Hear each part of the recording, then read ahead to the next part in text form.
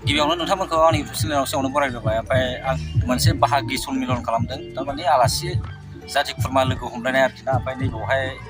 रुंसारि जानायफोरनि थाखाय मान बावदों माबादों आरोखि ना बावनाय खालामदों मान बावनाय रासायन दंखार बिथांमोना आरोबाव होफैबावदों 300 रां लोगोसे बानजाय आफाद रिसिपसन कमिटि जानानै 500 रां जोंनि बाहागि चिरन्जीब कुमार ब्रह्म बिथाङाबो आरो 500 रां होदों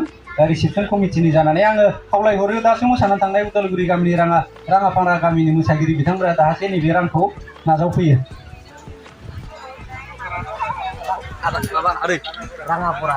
सरि आङो बे माबाखौ भुल मख'बाय थादों राङागरासो राङापारा नङा उदालगुरि गामिनि राङागरा गामिनि दा सोरबाफोर मोसाखावरि बिथांमोना दङबा जोंहा दाबो फर्मेल जोंनि नैबे मा नाम नोंसिना मा दनिस्ता ओमफ्राय सासेना बिमला बबेनि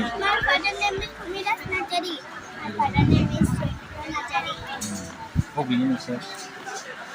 मा गामि जायफोर जोंनि बाहागिनि गेजेराव रैखाथि जालांबाय बिसोरखौ जोङो बिबार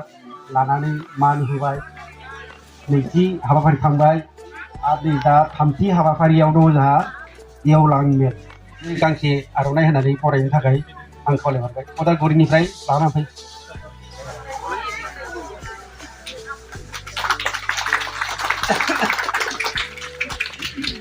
जोंहा आं जोंनि बे मेसगोरा भागि फोलेर गुबुन गुबुन जिल्लानिफ्राय नुजाफैनाय जेरै कार्बि आलं जिल्ला उदालगुरि जिल्ला धुबुरी जिल्ला नगाव जिल्ला आरो सनितपुर जिल्ला आरो जोंनि क'क्राझार जिल्ला आं दिनै बेखौनो गोसोआव गोग्गानाय मोनदों जे जोंनि भागि फोलेरादि एसेबां गोसारनानै दं आं दिनैसो नुजोबनो मोनबाय आलंनिफ्राय बेसे गोजान बिसोरो हाथा हामाकुन क'क्राझार डिस्ट्रिक्ट गसाइगाव वेस्ट बेंगल खाथि बेंगागुरि बहाय हाथा हामा होसोनानै बिथांमोना जे फैदों बे जोंनिनो बिदा फंबाय बिब' बिनानाव सोरबा फिसौ सोरबा बियादै सोरबा बिबनाय बिसोर नुजाफैदों बिनि थाखायनो आङो बयखौबो उदालगुरि जिल्ला खाथि नङा नगाव जिल्ला खाथि नङा धुबुरीयाबो ओरैबायदि एकदम सानजा खोला खनानिफ्राय फैदों दा बे हिसाबै जोंनि भागि फोलेरफोरखौ आं रोजा रोजा साबायखर बावो जाहाथे जोंनि भागि फोलेरा अदूर भबिष्यताव बेबायदिनो जोङो खौसेथियै थालायनो हायो अनलायनानै जों थालायनो हायो गावजों गावजों मदद होलायनो हायो भागि फोलेरजों फोलेर सोरबा उसुख बिसुख सोरबा निदान सिदान सोरबा फरायनायावनो हक सोरबा माबायावनो हक बिपद आफद खैफोद आफोद जायो दा बेफोरनिफ्राय जोङो जाहाथे एसेबाबो सहाय सुंलायनो हायो दा जों खौसे थाब्लासो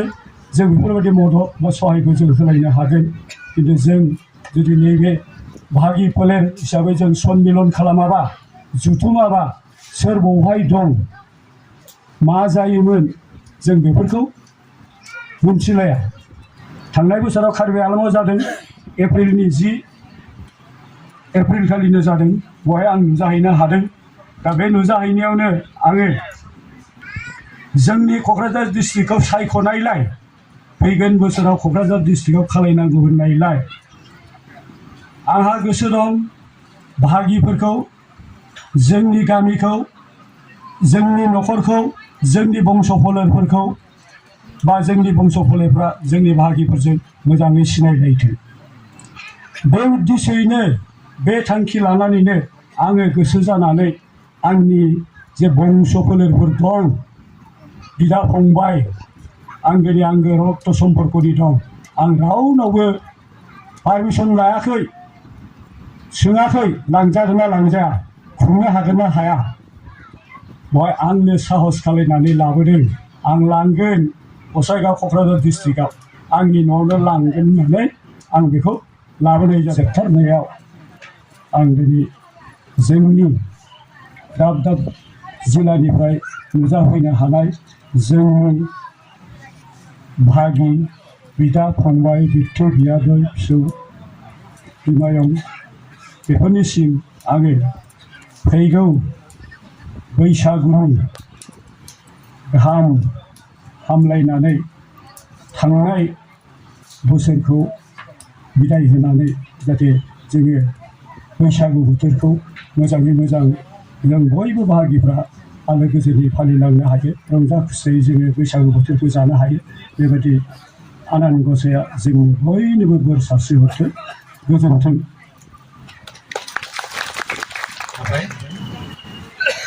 बे समाव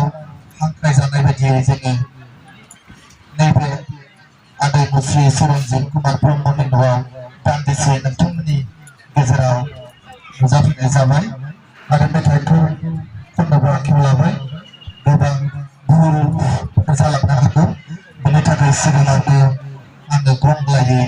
नोंथांमोननि सिगाङाव निमाहा बिनाय थाबाय जोंना साउन्डआ एसे प्रब्लेम जादों अन्नानै दुखु मोननो नाङा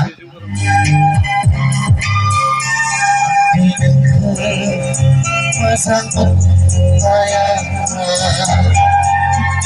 गोसोआवनो थाबाय थाथों मोजां मोननाया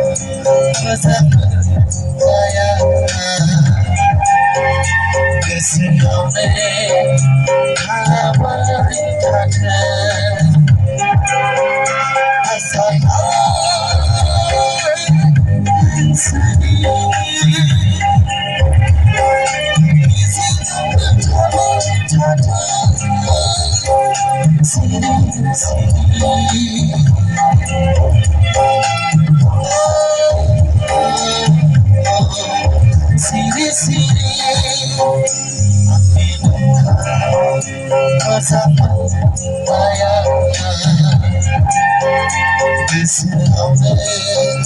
थाबाय थाथों साम' ओंख्रि संख्रा माखो साम' ओंख्रि फेबना होगौ मानसिना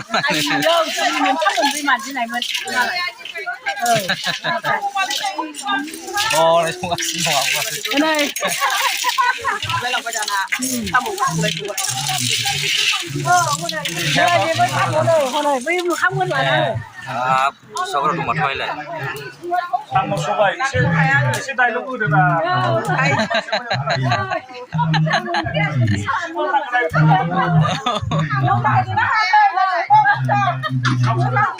औ र' दा मोनबा एसे जानाय नायनायखौ खेबसे सोबनाय नायनायखौ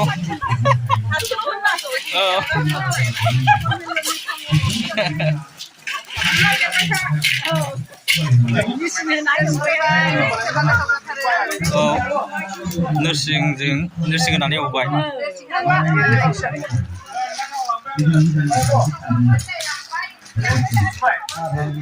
जायखिजाया सल्लिसनि बारा कार्बि आंलंआ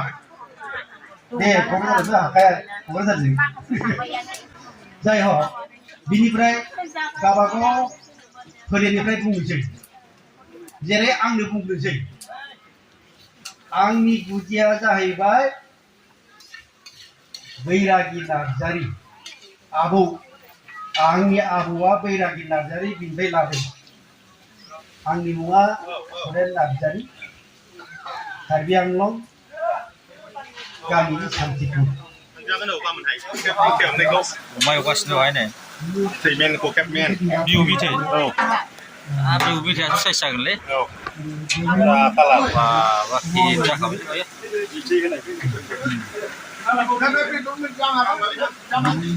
अमायाबो दिसिखा नामा? औ ओमफ्राय राव दिंखिया एवनाय औ दिंखियावनो दंबावोसो ना एवनाय आव ओरै दिंखिया एवनाया गोथाव जाथारो बरिया जागासिनो बायदि थाबाय औ औ आलु मटर औ बागि सनमोनलै बागि लोगो हमलायनायनि दालि फानलु एवफ्रामलायनाय दालियाबो बरिया स्टाइल जाखाबाय ओंखाम संबाय मारगारा ना मारगारा जाहैदों हरै ना एवगासिनो दङ बेवहाय ना एवगासिनो दङ औ ना एवगासिनो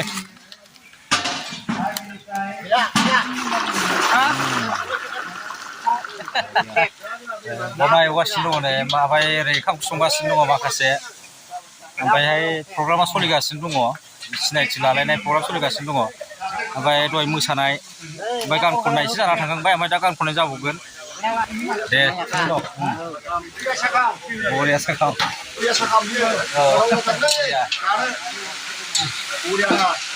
समाव गोथाव जायो नामा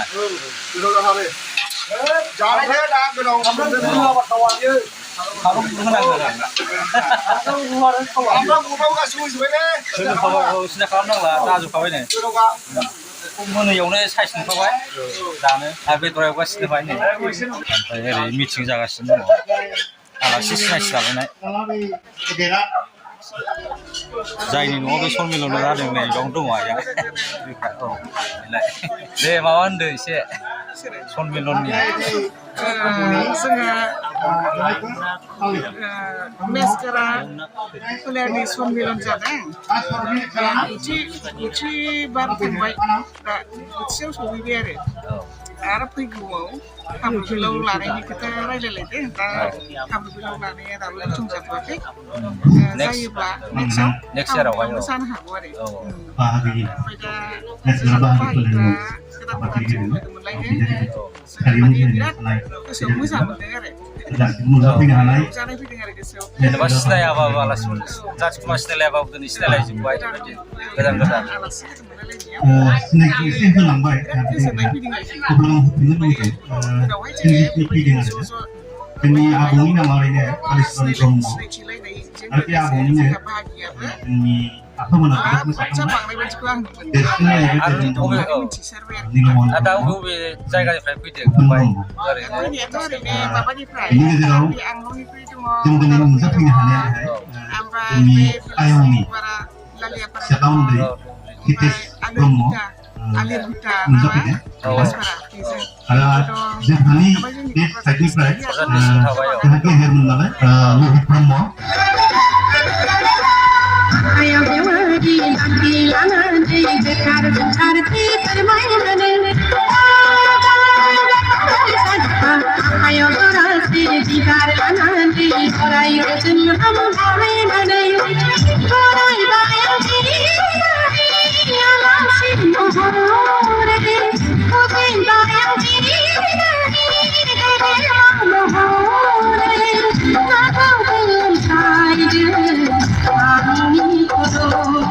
होगिरि बिथांमोननिफ्राय गासै जमा दाजाबजोबनानै जों मोनबाय मा 200 रां ओमफ्राय गांसे आर'नाइ बिनि मादावनो ससिन बसुमतारी नब कुमार बसुमतारी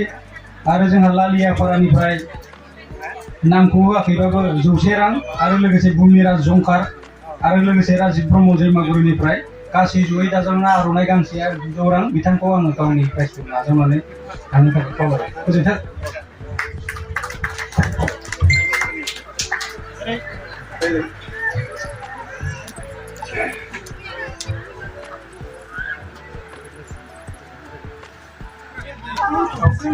दे बेदरा माबायदि गोथाव जादोंना जायाखै खिथालाय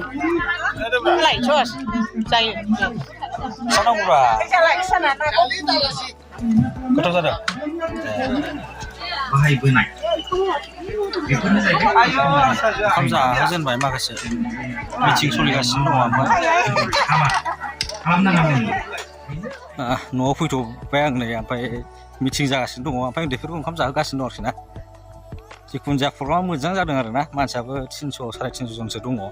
हाबा फिसाफोर बायदि जादों आरो ना जा मोजां जादों प्रग्रामा बिदिनो खालामनांगौ आरोखि ना आलासि सिनायलायनाय जाथि खुरमा सिनायलायाना दानि जुगावथ' नोङो थांलाया फैलाया बेबायदि जायो दा बेबायदि खालामोबा सिनायलायजोबनाय जाबाय आरो ना जोबोद मोजां मोनदों